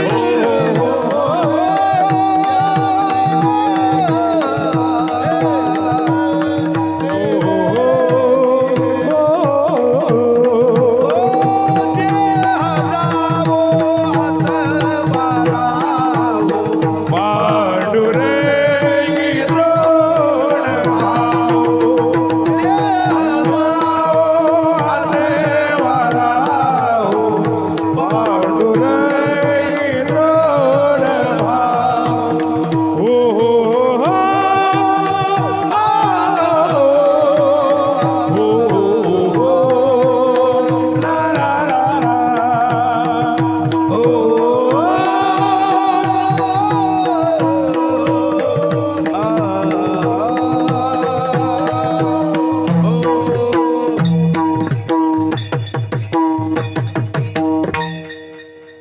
काय बदल आहे या दोन्ही वाक्यात सांगा मला. काय बदल आहे? 800 वर्षापूर्वी माझ्या नामदेवरायांनी सांगितलंय, या वारकरी संप्रदायाची परंपरा जोपासण्यासाठी आमचं बलिदान गेलं तरी चालेल. आम्ही देतो नाही देत. म्हणून एक लक्षात घ्या, ज्या संत महात्म्यांना अनेक ठिकाणी त्रासाला सामोरे जावं लागलं, अनेक यातना भोगाव्या लागल्या, आणि परब्रह्म परमेश्वराजवळ जाण्याचा एकच मार्ग आहे. अतृप्त झालेल्या जीवाला तृप्त करण्यासाठी, अशुद्ध जीवाला शुद्ध करण्यासाठी, अमंगळ जीवाला मंगळ करण्यासाठी, अबद्ध जीवाला बद्ध करण्यासाठी आणि जीवनाला मुक्ती मिळवण्यासाठी एकच क्षेत्र आहे. म्हणून महाराज म्हटले, आम्ही या कीर्तनी शुद्ध झालो, आम्ही या कीर्तनी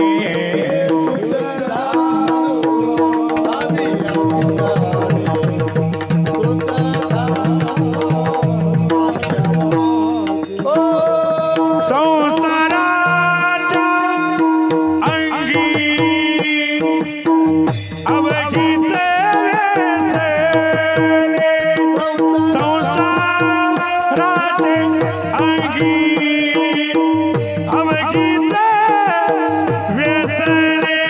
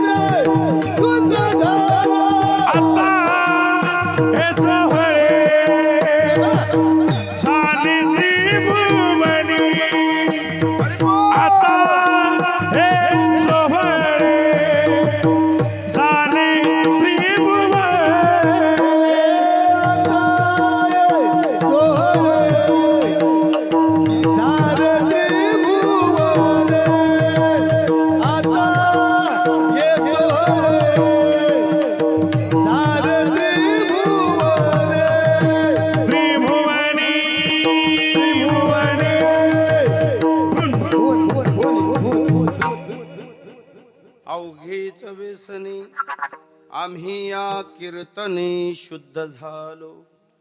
आम्ही नुसतं, तुकाराम महाराज म्हटले, आम्ही शुद्ध झालो. काय कीर्तनाची परंपरा आहे.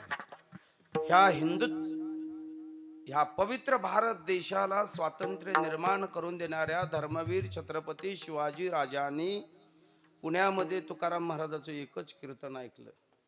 एका कीर्तनाचा परिणाम आम्ही या कीर्तनी शुद्ध झालो. एका कीर्तनाचा परिणाम. मग या कीर्तन माणसाचं जीवन शुद्ध बनवणार आहे. ऐसे करिगा पांडुरंगा शुद्ध रंग वावे रंगा. हा शुद्ध रंग आहे. बाकीचे कोणते रंग आहेत हे सांगायची गरज नाही. रंगला या रंगी. तुकोबाराय म्हटले, बाकीचे माणसं अनेक रंगामध्ये रंगतात, पण आम्ही या शुद्ध रंगात रंगलो. बाकीचे रंग तुम्हाला माहित आहे, त्या रंगात आम्ही जातच नाही म्हटले. हा रंग आमच्या जीवनाला एक प्रकाशमय जीवन बनवणारा.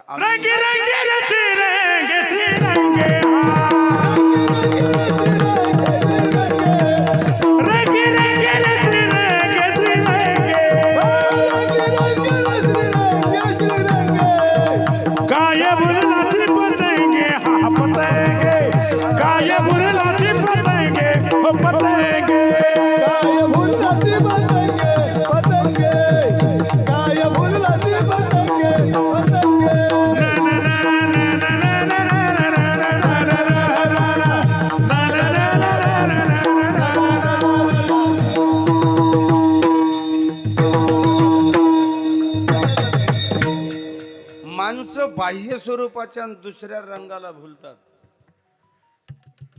चोकोबारांचा एक अभंग आहे, ऊस डोंगा परी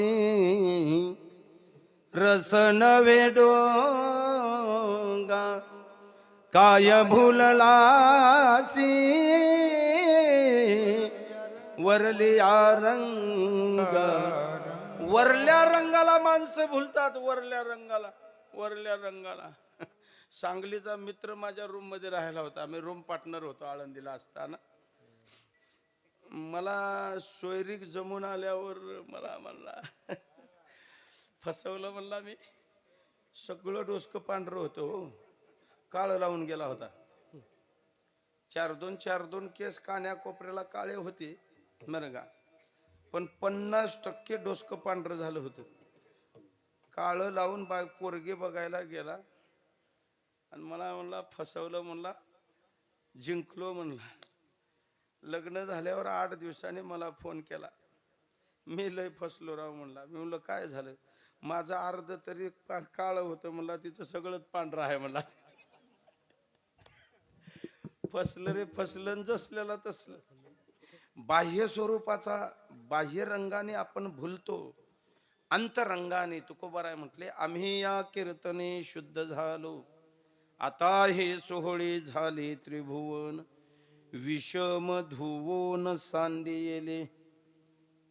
शुद्ध झाल्यानंतर अंतःकरणातला जो भेद आहे, 6 षड्विकाराने आमचं हृदय जे गांजलेलं आहे, लक्षात घ्या.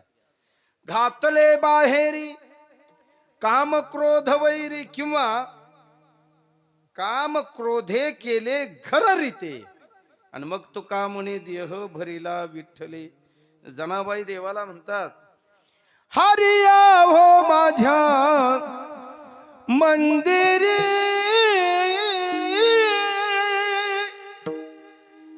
दुसरे कोणी नाही घरी. जय हो. या शब्दाचा अर्थ काय देवा? मी अंतःकरणातले विकार लाथ मारून बाहेर काढलेत आणि हे घर रिकामं केलंय. हे घर रिकामं करावं लागतं. वारकरी आपल्या घरी न्याय झालं तर आपण झाडून झुडून चटई टाकून त्याच्यावर नवी सतरंजी टाकून आपण व्यवस्था करतो. जगाचा बाप या हृदयामध्ये स्थिर व्हावं वाटत असेल तर त्याला आपलं हृदय स्वच्छ असावं लागतं.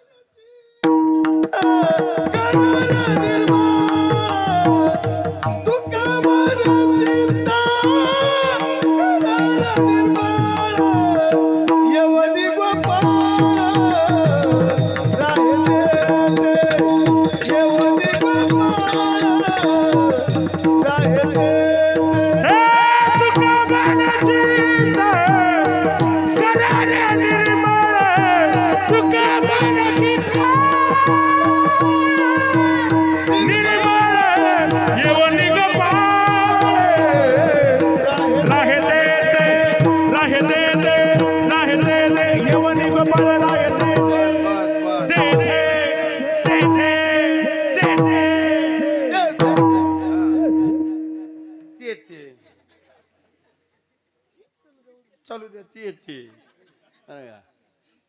चित्त करारे निर्मळ गोपाळ राहे येवोनी तेथे. तिथे तेव्हा कितीतरी आता हे काय गायनातले तज्ञ माणसं आहेत. एकनाथ महाराजांची जर भाषा पाहिली, मोडक्याच्या घर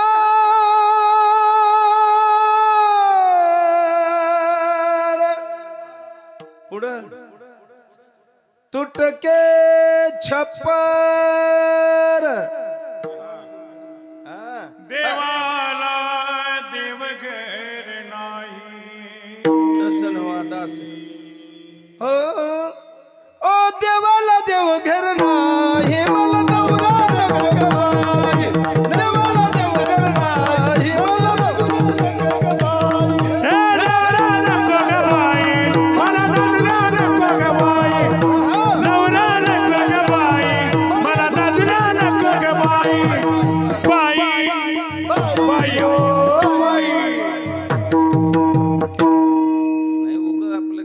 इशारा जाता. बाळासाहेबाला सांगितलं मला बी जमतंय असलं म्हणून. का ना आहे नको नको नको एवढे कष्ट कशाला अर्थात विठाला विठाला विठाला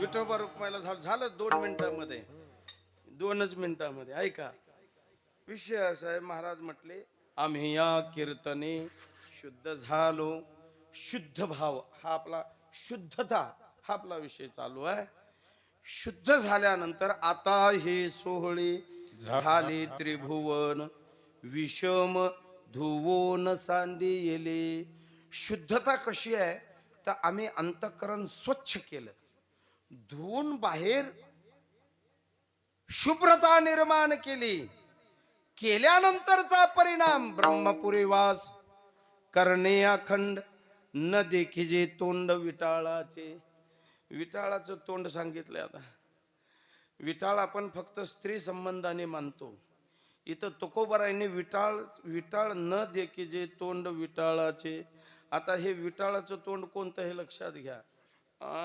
माणसाच्या जन्माला येऊन गळ्यात पवित्र तुळशीचे माळ घालीत नाही न देखिजे तोंड विटाळाचे गावात कथा कीर्तन चालू असताना पंक्तीला जेवतो घरी जाऊन झोपतो न देखिजे तोंड विटाळाचे आळंदी पंढरीची वारी न करता करणाऱ्याची टिंगल करतो न देखिजे तोंड विटाळाचे हिंदू धर्मामध्ये जन्माला येऊन कपाळाला कुंकू अष्टगंध बुक्का लावित नाही न देखिजे तोंड विटाळाचे घरचे पैसे बँकेत टाकतो दिवसभर दुसऱ्याचा तोटा मागून खातो न देखिजे तोंड विटाळाचे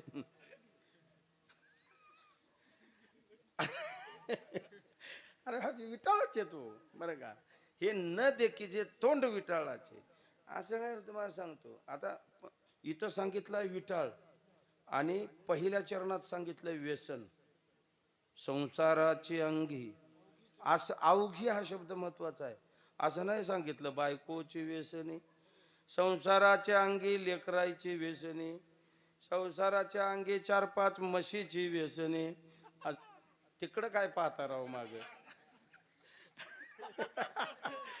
एवढ्या उशीर असतोय वय संसारात अवघी हा शब्द महत्वाचा आहे नीट लक्षात घ्या अवघी म्हणजे व्यसन म्हणजे फक्त हे दारू गांजा अफू चरस याच व्यसन आहे असं नाही हे त्यांचं व्यसन आहे खरा जर वारकरी माणूस असेल मृदंग आणि टाळाचा आवाज कानावर पडण्याबरोबर घरी न झोपता उठून मंदिराकडे येतो ते त्याला लागलेलं व्यसन आहे आम्हाला 4 दिवस कार्यक्रम नसला की घरी झोप येत नाही हे आम्हाला लागलेलं व्यसन आहे व्यसन आहे आमच्या शेजारचा एक महाराज करोनाच्या काळात उगाच रात्री उठून बसायचं तुकाराम महाराज काय म्हणतात बायको म्हणली गोदडे घेऊन पडा म्हणतात सारखंच उठून बसायचं हो त्याला रोज लागलेली सवय हे काय झोपण आहे एक दिवशी 3 वाजले तरी झोपणा बायकोच्या लक्षात आलं पटकन कपाटात गेली 1100 रुपये काढले पाकिटात भरले एक नारळ घेतलं बुक्याचा डबा घेतला देवघरातला त्याला बुका लावला 3 वाजताची गोष्ट सांगायला पहाटेच्या ते सुद्धा असं उठून बसलं मांडी घालून बुक्का लावल्याबरोबर नारळ वर पाकिट खाली ठेवून हातात पुंडली कवरदार विठ्ठल पाकिट उशाला ठेवलं झोपलं आता काय माझ्याकडे एका मिनिटात ही अवघीच व्यसन आहे हे आम्हाला लागलेली व्यसन आहे पहिल्या चरणात सांगितलं व्यसन आणि 3ऱ्या चरणामध्ये काय सांगितलं विटाळ व्यस ही फार मार्मिक गोष्टी आहेत वेळ संपली नाही संपून गेली बरं का संपून गेली पण 1 सेकंदामध्ये सांगतो ऐका बरोबर जीवनामध्ये ज्याच्या पवित्र आपण दरबारामध्ये बसलोय त्याच्या जीवनाचा इतिहास कधी वाचला तर पहा तुका म्हणे आम्हा एकांताचा वास ब्रह्मे ब्रह्मरस सेवू सदा रामचंद्र प्रभू समुद्रावर सेतुबंधन करीत असताना प्रश्न पडला रामेश्वराचं पूजन केलं शिवलिंगाची स्थापना केली आणि आराध्य दैवत प्रभू रामाचं भगवान शंकर सांगितलं भगवान शिवजी समुद्रावर सेतू बंधन करायचं आहे, सीतेला माघारी घेऊन यायचंय, काहीतरी मला मार्ग सुचवा. रात्रीला झोपल्यानंतर, नीट ऐका, झोपल्यानंतर भगवान शिवजी रामचंद्र प्रभूच्या स्वप्नात गेले आणि सांगितलं, अरे मला मार्ग विचारण्यापेक्षा तुमच्या टीम मध्ये माझ्या अवताराचा एक व्यक्ती आहे, त्याचा सल्ला घ्या आणि त्याच्या माध्यमातून तुम्हाला तुमच्या जीवनाचं कल्याण होईल, समुद्रावर सेतू बंधन होईल. आता भगवान शंकराच्या अवताराचा कोण आहे? हनुमंतराय. 11 रुद्राचा अवतार म्हणतो आपण. ध्वजस्तंभावरी वानरू तो मूर्तिमंत शंकरू. ज्ञानोबाराय म्हणले, शारथी सारंग धरू अर्जुनेसी. साक्षात भगवान शंकराचा अवतार आहे. हनुमंतरायाला बोलवलं आणि हनुमंतरायाला बोलवल्यावर म्हटले जामवंताला बोलवलं. म्हटले काय केलं पाहिजे नेमकं? समुद्रावर सेतुबंधन केलं पाहिजे, काय करायचं? जामवनाने आणि हनुमंतरायाने 2 गोष्टी सांगितल्या. आपल्या ग्रुपमध्ये 2 माणसं अशी आहेत, त्याच्या हाताने काही टाकू द्या पाण्यामध्ये ते बुडत नाही. असे कोणते 2 माणसं होते? नळ आणि नीळ. हो, त्यांना गुरुचा शाप होता. शाप काय शाप होता? ह्या नळ निळाला देवपूजेचा कंटाळा होता. हा, देवपूजेचा बऱ्याच जणाला कंटाळा असतो. नळ नीळ त्यांचे गुरु म्हणायचे पूजा कर आणि पूजा करून जेवायला बस, पूजा करून जेवायला बस. हे काय करायचं, देवाऱ्यामध्ये देव लय होते त्याच्यामुळे रोज 2-4 देव घ्यायचं, नदीत टाकून द्यायचं. 2-4 देव घ्यायचं, नदीत टाकून द्यायचं. तसं आपल्याही घरी जर एका दिवशी पोराला म्हणले ना, लग्न झालेलं पोरग, बाप 2-3 दिवस गावाला गेले. गावाला गेल्यावर आई म्हणली, बाळ्या देवपूजा करून घे पटकन्या आणि आता तुला जेवायला वाढते. तर म्हणले, आई मला दुसरं कोणतंही काम सांग गड्या, देवपूजेचं काही सांगू नको, कोणतंही काम सांग दुसरं, देवपूजेचं सोडून कोणतंही सांग. मग ती गेलं देवघरात, पण म्हणले कोणतंही नाही, देवपूजा केल्याशिवाय दुसरं काहीच नाही म्हणले. ह्यानं जाऊन देवाऱ्यात बघितलं, वा वा वा म्हणलं, आमच्या म्हाताऱ्याला काम नाही म्हणला. आळंदीला गेला की माऊली आणतो, देहूला गेला की आणला तुकाराम, जेजुरीला गेला की आणला खंडोबा, शिर्डीला गेला की आणला साईबाबा. एवढी गर्दी झाली देवाऱ्यात. जाडजूड देव, इकडचं देव ह्याला कोपर हाणाले, तिकडचं देव त्याला कोपर हाणाले. तसं आमच्यासारख्या अशा लुकडेल्या माणसाला हे बाळासाहेब तसंच करतोय, असंच दाबून हाणितोय नुसतं. तुम्ही बघा. त्यामुळे आपलं काय गरिबीचं काम उगं चोपून राहावं लागते, लक्षात घ्या. तर म्हणला हे देव म्हणला कधी दिवायचे म्हणला एवढे घरी, एवढे कधी दिवाय? त्याला आळस होता हो मरणाचा देव दिवायचा. म्हणला एवढी देव घरी धुण्यापेक्षा त्यानं काय केलं, एक लांब दावं घेतलं, बादलीमध्ये देव टाकले आणि विहिरीवर गेला देव घेऊन. विहिरीवर गेला आणि बादली अशी मध्ये बुडवताना ते हलके हलके देव होते ते निघाले, पाण्याच्या बाहेर पडायला लागले. वाकून बघला, 1 2 3 4 म्हणला, 4 तर गेले म्हणला, कमी झाले म्हणला, उद्या बाकीचे ह्याच्यातले 2-4 कमी करून टाकतो म्हणला. जशी आणली तशी बादली देव घरात टाकली. आई वाढ जेवायला म्हणला. अरे देवपूजा झाली का? गंध अक्षदा अगरबत्ती धूप दीप काहीच जमत नाही म्हणला. यांच्या भावकीतले 4 जणांनी आत्महत्या केली म्हणला, ह्याला सुतक आहे म्हणला. आता सुतक आहे म्हणला ह्याला, आता 10 दिवस काहीच जमना म्हणला. त्याला गंध जमना, अक्षदा जमना, काही जमत नाही म्हणला, वाढ जेवायला. तिनं जाऊन बघितली तर 2 ठोकेच टाकले. लग्न झालेलं पोरग होतं, पण आईला काय राग सहन झाला नाही, ती वारकरी होती. निघितून म्हणले देवपूजा करा, तुला देत नाही म्हणले जेवायला. आता देत नाही म्हणल्यावर गेलं निघून सासरवाडीला. खोकलेला फकीर मस्जिदीमध्ये आणि चुकलेला जावाय सासरवाडीमध्ये, दुसरं कुठं असतो तेव्हा. सासरवाडीत गेल्यावर सासूबाई म्हणले, जावाय बुवा या या या या, काय तुम्हाला देवाने पाठवलं म्हणले. सासरे बुवा 3 दिवस झालं बाहेर गेलेत, 3 दिवसापासून देवपूजा केली नाही म्हणले, पटकन देवपूजा करून घ्या. सासू पटकन देवपूजा करून घ्या, तोपर्यंत स्वयंपाक करते मी म्हणली. आता नाही म्हणता आलं नाही, आता काय करावं. सासरवाडी म्हणताना नाही म्हणता आलं नाही. देवपूजा बळ त्या देवाला भांडीत मजाच मुळावर होते का? 3 दिवस मजासाठीच बसले होते का? तुम्हाला कोणी मिळालं नाही का? तुमचं तोंड शेजाऱ्याच्या घरी का काळं झालं नाही? त्या देवाला भांडालय. भांडीत देवाची पूजा करेन, अगरबत्ती वगैरे लावल्यावर शेजारची गंगूबाई आली भेटायला, हिच्याकडे ताक न्यायला. ती म्हणली, बया आज तुमच्या घरात लय सुगंध वास आलाय. हिनं कुठं दम काढते? पप्पीचे मिस्टर आलेत म्हणली. पप्पीचे मिस्टर आले, बघ ना माझ्या जावयानं कशी देवपूजा केली. जावयाचा लय स्वाभिमान असतो सासूला. मी म्हणत नाही, तुकाराम महाराज म्हणले, नाकीचा मोती ठेवी घाण, राखी जावयाचा मान. जावयाचं एवढं वर्णन करतात बुवा. 2 बाया बसले होत्या आणि जावयाचं वर्णन करायला. एक तिला म्हणाली, काय करते तुझा जावाई? मोठा डॉक्टर आहे म्हणले, पुण्याला राहते. तिसऱ्या, तुझा जावाई काय करते? मोठा डॉक्टर आहे म्हणजे, त्याच्यापेक्षा हैदराबादला राहते. काय केलं तुझ्या जावयाने आतापर्यंत? ती दुसरी म्हणाली, एका कुत्र्याचं शेपूट तुटलं होतं, तर कुत्र्याला इंजेक्शन इंजेक्शन देऊ जसंच्या तसं शेपूट आणलं म्हणली माझ्या जावयाने. ती म्हणली, बया मोठा आहे मग तुझा जावाय. ते म्हणली, तुझा जावाय काय? लय मोठा डॉक्टर आहे म्हणली, 25 डॉक्टर आहेत म्हणले त्याच्या हाताखाली. मग काय करतो? काय नाही म्हणली, ते तुटलेलं शेपूट हैदराबाद गेलं होतं म्हणली त्याच्या दवाखान्यात. त्या शेपटाला इंजेक्शन देऊन कुत्रं तयार केलं म्हणजे त्याने.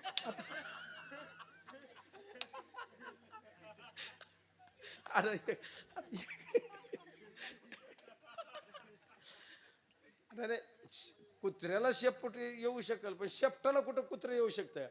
जावाय होय म्हणजे तुमच्या तिकडेच गोळ्या चालू आहेत का? म्हणजे त्यानं म्हणला, इथं नको जाता, ह्या गावात राहायलाच नको म्हणला. सासूच्या इथं नको, कुणाच्याच इथं नको. याच्यापेक्षा आत्महत्या केलेली काय वाईट आहे? म्हणून ते गेलं. फॉर्म हाऊस होतं 25 एकरचं. त्या फॉर्म हाऊस मध्ये गेला. एक विहीर होती, मोठं दावं घेतलं, गळ्याला बांधलं, एवढा लांब दगड घेतला, दगडाला बांधलं आणि नेमकं उदगिरून त्या फॉर्म हाऊसचा मालक तिथं गेलाय. ते विहिरीत उडी मारणार तेवढ्यात बघ, तरणा बांध पोरगा आहे, आत्महत्या करायला. त्याला लेकरू बाळ नव्हतं हो त्या मालका. तो म्हणला, हे बाळा थांब. अरे मनुष्य जीवन बारदा येत नाही. काय तुला त्रास आहे? आईने त्रास दिला, तुला बापाने त्रास दिला, तू आत्महत्या करतो, विहिरीत उडी मारतो. मरू नको, मी तुझा बाप होतो, मी तुझी आई होतो. तुला शेत नाही, 10 एकर नावावर करून देतो. पैसा नाही, 25 लाख अकाउंटला देतो. गाडी नाही, 4 गाड्या आहेत, एक तुला फिरायला देतो. 25 एकरचा फॉर्म हाऊस आहे, काहीच तुला कमी पडू देणार नाही. मरू नको. त्यानं म्हणला, काय करू? काहीच नाही म्हणला, इथं पांडुरंगाचं मंदिर बांधलंय, तेवढ्या मंदिराची पूजा कर आणि उगं बसून राह म्हणला. मला त्याच्यासाठी तर जीव द्या, मला त्याच्यासाठीच मराला. तसं ह्या नळनिळाला देवपूजेचा कंटाळा होता. देवपूजेचा हे देव उचलायचे, नदीत नेऊन टाकायचे, देव उचलायचं, समुद्रात नेऊन टाकायचं. आणि विश्वकर्म्याने त्या नळनिळाला शाप दिलेला होता, तुमच्या हाताने काही जरी टाकला तर पाण्यात बुडणार नाही. आणि हे हनुमंतरायाला माहिती होतं. हनुमंतरायाने रामाला सांगितलं, रामा हे नळ निळ आहेत ना, या नळ निळाच्या हाताने दगड बुडत नाहीत. आणि ते दगड तुम्हाला सांगतो, ते दगड त्यांच्या हाताने समुद्रामध्ये तरल्या जातील. मी 4 दिवसापूर्वी त्या दगडाचं दर्शन घेऊन आलो, हम्पी बरं का. किष्किंधा नगरी पाहून आलो. हनुमंतरायाचा जन्म जिथे झाला आता 4 दिवसापूर्वी. हो, तर तिथे ट्रका एवढा रे दगड एकावर एक आहे. तर त्या लोकांची श्रद्धा आहे, ज्या वेळेला समुद्रावर सेतुबंधन होता त्यावेळेला म्हणजे वानरांनी एकावर एक हे दगड ठेवलेले आहेत. खाली घेतलं तरी खाली हालत नाहीत दगड. ते केवढी मोठी श्रद्धा आहे.